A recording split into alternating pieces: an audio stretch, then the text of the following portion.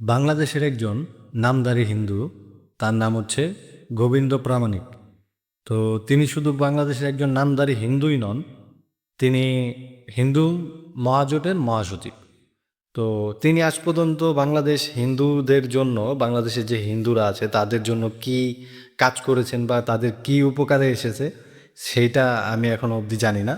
সেইটা কোনো হিন্দুই বলতে পারবে না, কারণ তার ভিডিওর নিচে যখন কমেন্ট বক্সটা আপনারা চেক করবেন, তো তখনই বুঝে যাবেন যে তিনি হিন্দুদের জন্য কি উপকার করেছে।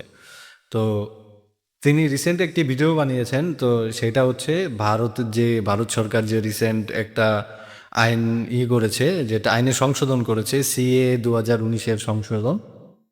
সেটা হচ্ছে 2024-এর 31শে ডিসেম্বর অবধি ভারত, পাকিস্তান, বাংলাদেশ থেকে আসা হিন্দু, বৌদ্ধ, খ্রিস্টান যে সংখ্যালঘুরা রয়েছেন, 6টি ধর্মের সংখ্যালঘুরা, তারা ভারতে থাকতে পারবেন এবং ভারতের নাগরিকত্ব পাবেন। তো সেই বিষয় নিয়ে তিনি ভিডিও বানিয়েছেন যে এটা বাংলাদেশের হিন্দুদের জন্য খুবই খারাপ হবে, এটাতে কোনো লাভ হবে না। তারা ইন্ডিয়া নাকি ভোটের জন্য এই ব্যবসা করতেছে, যে বাংলাদেশি হিন্দুরা যারা ভারতে যাবে তাদেরকে থাকতে দিবে, তাদের একটা রাজনীতি, তাদের ভোট ব্যাংক বানাবে। তো যাই হোক, ভারত সরকার কি একবারও বলেছে যে বাংলাদেশে যারা হিন্দুরা আছেন তারা সবাই চলে আসেন, তাদেরকে নাগরিকত্ব দিব? একবারও বলেছে এই আইনে? বা ভারত সরকার এটা নিয়ে কোনো ঘোষণা দিয়েছে? বা কোনো সংবাদ মাধ্যম কি বলেছে? যত সংবাদ মাধ্যম আছে তাদেরকে দেখবেন তারা বাংলাদেশিদেরকে নিয়ে আরও করছে যে তারা এখানে থাকবে কেন, তাদেরকে পাঠিয়ে দেওয়া হবে, পুশব্যাক করা হবে। এইগুলা কিন্তু হচ্ছে। তো প্রামাণিক কি বলতেছে যে বাংলাদেশের হিন্দুরা ওইখানে গেলে ওদেরকে নাগরিকত্ব দিবে, এইটা সেইটা ভোট ব্যাংক বানাবে। ভারত সরকার কিন্তু একবারও বলেনি যে বাংলাদেশের যারা আছেন তারা চলে আসলে নাগরিকত্ব দেবে। ভারত সরকার এটা বলেছে যে যারা নির্যাতিত, নিপীড়িত ধর্মীয় কারণে ভারতে আসছেন, এটা কিন্তু 2014 সালের 31শে ডিসেম্বর অবধি ছিল, সেইটাকে বাড়িয়ে 2024 সালের 31শে ডিসেম্বর করা হয়েছে। 2018-20 সালেও তো বাংলাদেশে একটি সাম্প্রদায়িক দাঙ্গা হয়, সেটা তো এই কুমিল্লাতে, এই হনুমানের পায়ের নিচে কোরআন শরীফ রাখা, তারপরও তো কত একটা ঝামেলা হয়েছিল। তখন এই গোবিন্দ প্রামাণিক কোথায় ছিল?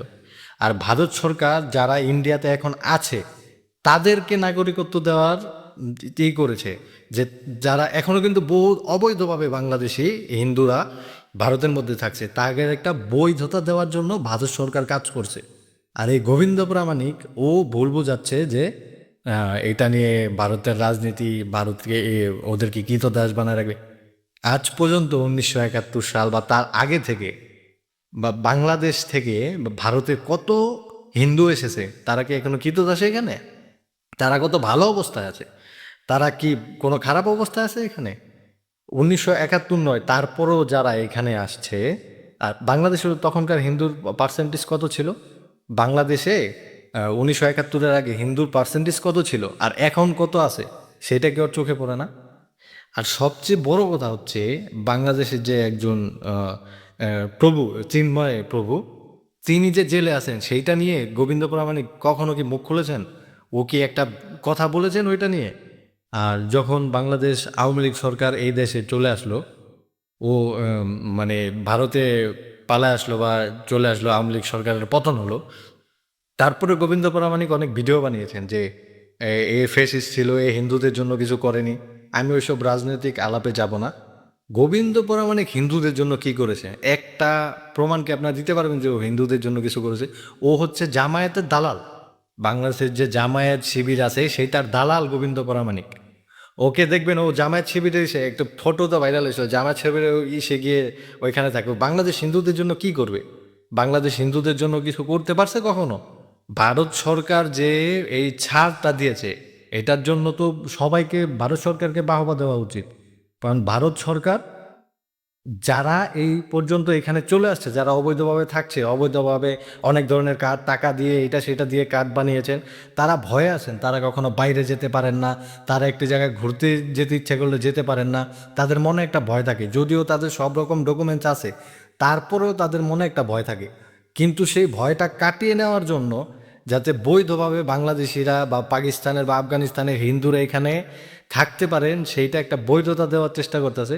সেইটাকে তারা বিকৃত করে, সিএ আইনটাকে বিকৃত করে ওরা বাংলাদেশে বসে বসে এইসব উল্টাপাল্টা ভিডিও বানাচ্ছে। বাংলাদেশে হিন্দুরা বিপদে পড়বে। তোর মতো আপনি আমার বড়, কিন্তু আপনাকে তুই ছাড়া তুই করে বলে ফেলছি, আহ, ক্ষমা করবেন। আপনার মতো যারা হিন্দুদের নেতা আছে, আপনার মতো নেতা থাকলে ওইখানে হিন্দুরা বলে হয়ে যাবে সব। এখন তো 7-8% বা 4-5%-এ নেমে আসছে, তখন 1%ও হিন্দু খুঁজে পাবেন না। আপনাদের মতো দালাল কিছু থাকবে নামদারি হিন্দু, কিন্তু সেগুলি চলে যাবে হচ্ছে জামায়াত শিবিরের খাতায়। হিন্দু বলে আর কিছু থাকবে না বাংলাদেশে। আপনাদের মতো যদি দালাল বাংলাদেশে থাকে, আপনাদের মতো দালাল যদি বাংলাদেশে থাকে, তাহলে বাংলাদেশে হিন্দুরা এমনিতেই বলি হয়ে যাবে, তাদেরকে আর কেউ বলি করতে হবে না। ভারত সরকার যেটা করেছে তাদের কাছে বাংলাদেশিরা কৃতজ্ঞতা জানানো, বাংলাদেশি হিন্দুদের কৃতজ্ঞতা জানানো উচিত, যারা আজ অব্দি এখানে রয়েছে, যারা পালিয়ে এসেছিল। কারণ তাদেরকে বৈধতা দিয়ে দেওয়া হচ্ছে, আর সেটাকে আপনারা উল্টাপাল্টা করে দিচ্ছে না। আপনাদের লজ্জা শরম কখনো হবে না? আপনি হিন্দুদের জন্য তো কিছু করতেই পারেন না, আরও হিন্দুদেরকে কিভাবে দাবিয়ে রাখা যায়। কারণ আপনার এই কথাটার মূল হচ্ছে, যার যদি বাংলাদেশি হিন্দুরা এখানে চলে আসে, আপনি কাদেরকে বলি করে করবেন না?